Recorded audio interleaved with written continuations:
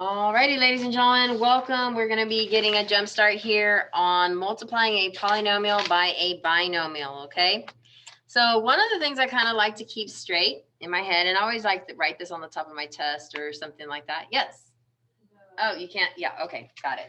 Let me go ahead and thank you, ma'am. All right. Continue and yay. In the chat, I want you to tell me what is x plus x. Go ahead and put that in your chat. Let's see. And in advance, thank you so much for all the responses that I know I'm going to get. Awesome, awesome, awesome. About 30 seconds on that one. Okay. And let's see. Okay. The answer, of course, is 2x. Basically, when adding, we have to have like terms, and our coefficients are what we are combining. Do we change our exponents? Absolutely no, okay? Versus x times x is just what? X to the second power. That's where we're combining our exponents, right? Of 1 plus 1. So I always just, for me, I just write that on the top. And today we're going to actually be in a situation where we're going to have to know the difference when we do what, that type of thing. So just keep in mind, x plus x is 2x. X times x is x squared. So today we will multiply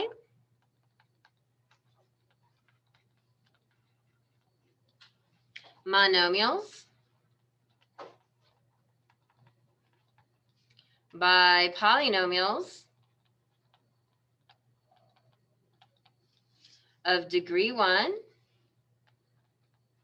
Y'all happen to remember what degree means? That was from a little while ago. And degree 2. It's where you add up the what? The exponents. Good job. That would be something that my people who have been here know. Okay.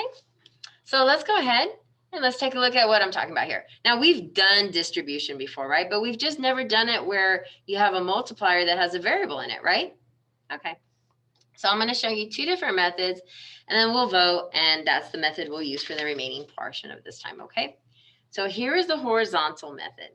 We have our multiplier, right? And we're going to multiply it times each and every term inside of the parentheses. When we hit the end of the parentheses, we stop, right? Okay. So I'm going to write it out. Plus 6y times something, plus 6y times something, plus 6y times something. I'm going to drop in all those somethings. The first one, remember, we separate with pluses and minuses, right? So this is going to be 4y squared. This is going to be negative 9y. And this one's going to be negative 7. Are y'all feeling okay with this so far? All right, good. So we've kind of done little problems, but just like this one little baby part, right? Where we had the 6 times the 4, we move those together. Numbers are normal. And so we end up numbers are normal. So it's just 6 times 4, which is 24, right? Then we got y times y to the squared. What's my little exponent I'm going to put right there? 1. And so what do I do with my exponents? Yes. Okay. And if you ever forget, you can go to your little sheet, and I'm going to write it down right here. Sorry, I'll be right back to that one. And you're just which one does it look like? This one, or that one? Kind of looks like this one, right? And look what I'm doing. I'm adding my exponents. So 1 plus 2 is 3. Okay. So let's go ahead, do the rest of it. Let me let this poor person in. I left him out there. Okay. And Michaela, what did you get for this right here? We've got plus 6 times negative 9. What did you get for that part? No problem? Computer's acting up right now. Oh, okay. You want a lifeline? Let me get. Mariana, can you help her out? What's 6 times negative 4? Feel free to use your calculator. I'll only judge a little bit. Okay. There you go. You got the right answer. Beautiful. Okay.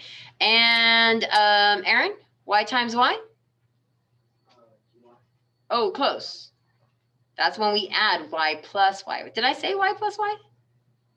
Oh, I'm so sorry. I apologize. That's my fault. Y times Y. There you go. Sorry about that. I have a question. Yeah. Is that like 6 times negative 9 negative 24? Yeah. Here, you want me to show you? 6. Oh, you know what? Maybe not. Maybe not. Wait. So sorry, man. End of the day, and I'm all like, "Rrr." Okay, let's double check it. It was close. Did I just hear you wrong? Okay, I need to wake up. I'm gonna take the fault on that one. Negative 54. Thank you, Samantha. Jeez. I was like, am I in a different dimension? Y'all feel free to correct. Okay, feel free to correct me. Okay. So let's see how I do on this one. See if I make any mistakes. 6 times 7, I'm thinking negative, 6 times negative 7, negative 42. Did I get that one right? Yeah. All right. Every once in a while. And then we just got the y. So that's negative 42y, right? Now, can I combine any of these? Remember the rule, you can only add, add or subtract when you have what? Starts with an L. Yay, like terms. What do like terms both have in common? The same, let me see if anybody in chat knows. No. Same variable with the same, this is from way back, exponent. Okay, same variable, same exponent, right? So all of these have the same variable, which is great, but they all have different exponents, 3, 2, and 1. And so this is actually your final answer. Questions on that? Okay, I'm going to show you the box method now, and let's just see which one you like. All right, so we have 3 terms, right? A trinomial. And so that's why we have 3 boxes. So I'm going to go ahead and write 4y squared minus 9y minus 7. And I'm going to put my multiplier up front. Okay. Now, this is kind of based on the premise of, you know how like when you're solving for the area of a square, it's like the width times the length will give you the area. It's kind of the same thing, right? So 6 times 4 is 24. And then y times y squared is y to the 3rd. Very nice. Oh, thank you, ma'am. All right, let me see if I can multiply correctly this time. 6 times negative 9, negative 54. Y times y to the power of 2, because we're adding the 1 plus the 1, right? And then we have negative 7 times 6, negative 42 with the 1y. And so do you see how you kind of get the same answer? Just 2 different methods. I'm going to send you a poll really quick, and I want y'all to tell me which method you would prefer that we continue on with, okay? Let me pause this. So we're going to be focused on the box method from here on out. That was the popular choice here. I got to tell you, I think it was the popular choice all day. So looking at example 2, I'm going to go ahead and set up the first one, 3, and then we have 2t squared minus 4t minus 15, okay? So let me go ahead here. Oh, you don't have them on your notes? You can draw them in. That'll work. So while you're drawing, Samantha, what goes in that first box?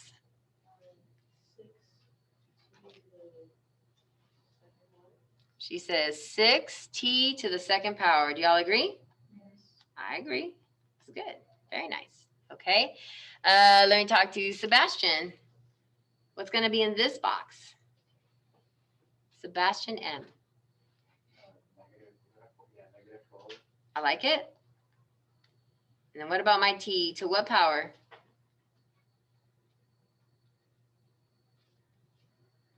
You need a, huh? Yes, uh-huh. Sorry. For the power? Yeah, for the exponent? Yeah, it's just t with an exponent of 1, basically. When there's nothing there, it's just a 1, right? Is that what you were thinking, ma'am? All right, cool. And then finally, Sophia, can you tell me the last one?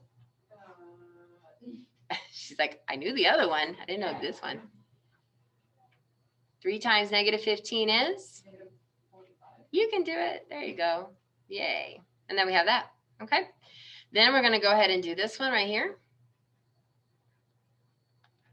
Setting it up. All right. So I want you to go ahead and then for those of you in the video, you can pause it and see if you can do it. Those of you with me right now, go ahead and put it in the chat. Where people just kind of forgot, sometimes they forgot t times t is actually t to the power of 2, right? That was the only thing that I saw, you know. But most of y'all definitely got the numbers right. 6 times 5 is 30. And you have t times t, which is t to the power of 2, right? And then you got 2 times 6. Everybody got the 12 plus 12. And then you only had the 1 t, right? Okay. So we're going to take what's inside of the boxes, and we're going to just bring that down. 6t squared minus 12t minus 45. Now, we have some like terms, and remember how we talked about you could only add or subtract like terms? Well, guess what? We got some. So 30t squared, what column is that going to go under? The first, the second, or the third? First. Yay, for everybody who said the first, right? 30t squared. Then we got the plus 12t. Plus 12 and t. Okay. I know this has been a little bit for some of us, right? Say it again. Yeah, those are that's a additive inverse, right? Where you have the exact same thing, it's just the opposite sign and it zeroes out. Whoop. So that's going to go away. And 6t plus 30t squared, I'm sorry, 6t squared plus 30t squared is 36t squared, right? Notice how we're not changing the exponents. We're simply adding the coefficients. And then minus 45. You need me to speed it up? I can do that. Minus 45. And we're done. Y'all feel okay about that? Feeling smart? Okay. One person. Awesome. Yes. Okay. So we're gonna go to the Fiesta Carnival. Yay! A whole class trip.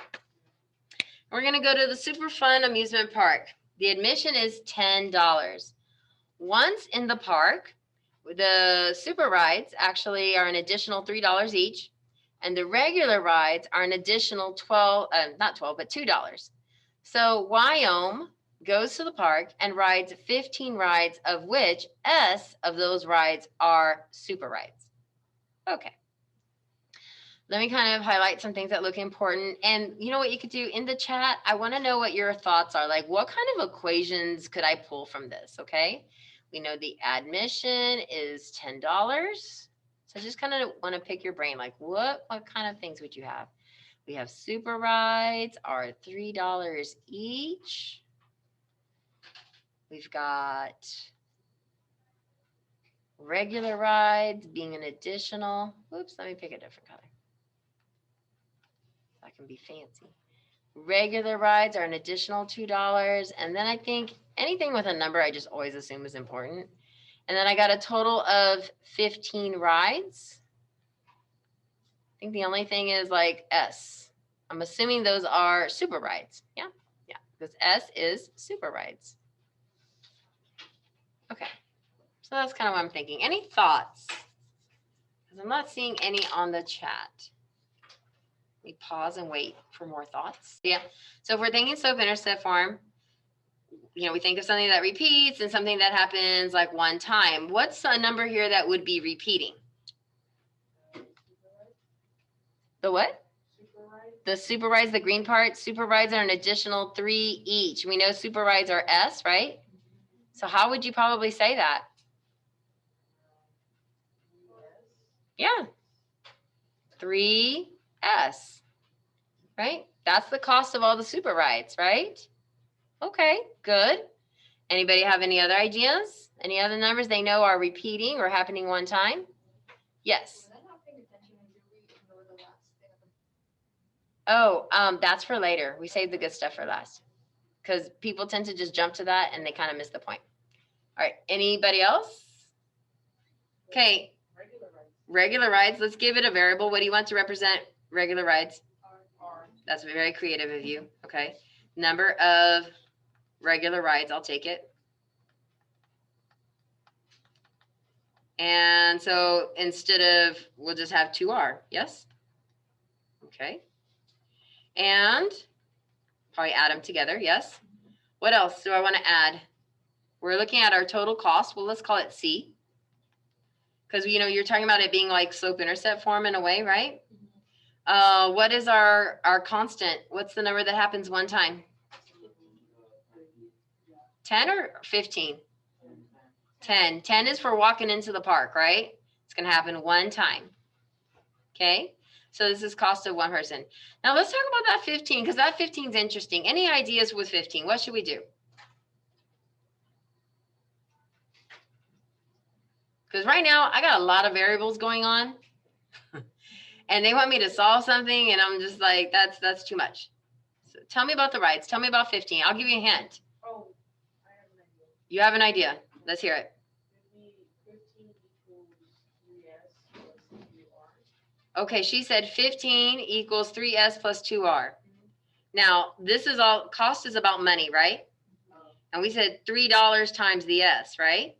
So that makes that about money. And then $2 times the r, so that makes that about money. This is about quantity, yes. So then it would be the variable. Is that what you're kind of thinking too? S plus r, right? S plus r, just the number of rides. So good. So if I add the 2 type of rides, I know I'm going to get 15, right? Okay. And since we are trying to like plug in, you're right. We're trying to plug in S, right? I want it all to be about S. So in order to do that, I need to get rid of R. So I'm going to show you how to do that, okay? To get rid of R, we're going to rewrite this equation so that it is just R equals. So how can I get R all by itself? Subtract. Subtract what? S. Good.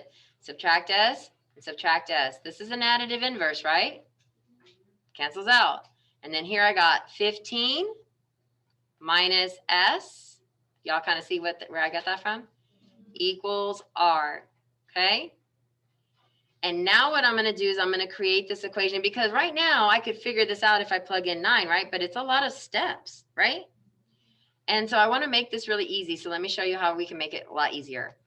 I got 3 and then S plus 2. And I'm not going to write R. I'm going to put parentheses plus 10. Are you with me? Okay. Now I'm going to plug in what R is equal to. 15 minus S. We're going to do some distribution. I got 3S because my multiplier is 2 times this. You want me to draw the box? I'll do the box. This is where I'm tempted just to go boop, boop, you know. But, okay, busy.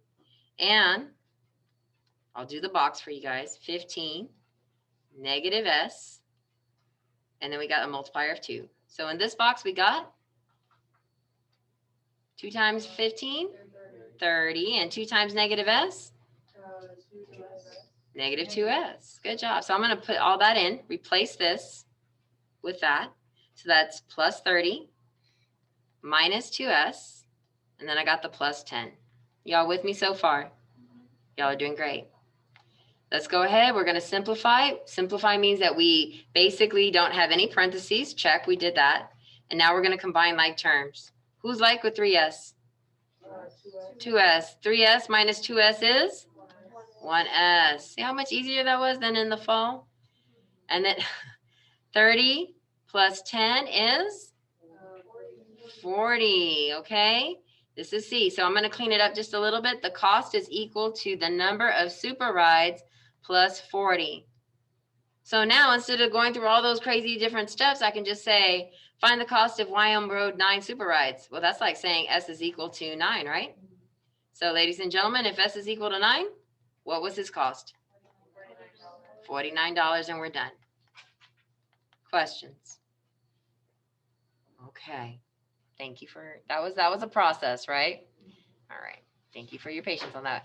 All right, last one, and then we can go. No questions? Okay. Example number 4. I'm going to set it up for you guys, and I'm going to let y'all do it, okay? So the reason I'm setting it up is because only this is going to be represented with the box, right? And then again, only this is going to be represented with the box. So I'm going to set it up. I got B with 12 plus B, okay?